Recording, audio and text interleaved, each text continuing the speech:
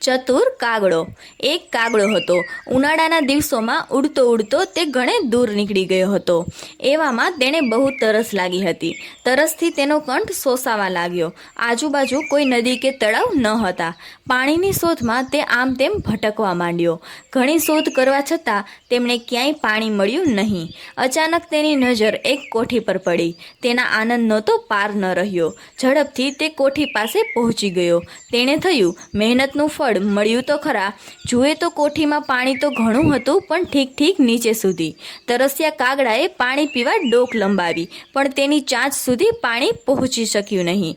પાણી પીવા તેણે ઘણી મહેનત કરી, ખૂબ ઊંચો નીચો થયો, પરંતુ બધી જ મહેનત નકામી ગઈ. પણ તે હિંમત ન હાર્યો. ખંતથી કામ લેવાનું તેણે નક્કી કર્યું. કોઈ પણ યુક્તિ કરીને તરસ छिपाવવી એમ તેમણે વિચાર કર્યો. તે ચતુર હતો. તેમણે આમ તેમ નજર ફેરવી. બાજુમાં કાકરાનો ઢગલો પડેલો હતો. તે જોઈને તે મનમાં જ હરખાયો. તેણે એક યુક્તિ સૂચી ગઈ. જોકે એમાં ઘણી જ ધીરજ અને મહેનતની જરૂર હતી, પણ તરસે મરવા કરતાં તો મહેનત કરવી એ સારી, એમ વિચારીને તેણે ઢગલામાંથી ચાંચથી કાકરો ઉપાડ્યો.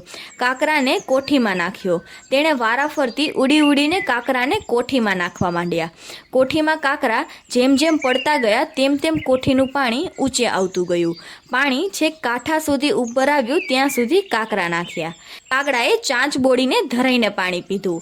પેટ ભરીને પાણી પી ખુશ થતો પોતાના મુકામ તરફ ઉડી ગયો. જ્યાં ચતુરાઈ અને મહેનત બંને સાથે હોય ત્યાં ગમે તેટલું અઘરું કામ પણ અઘરું રહેતું નથી.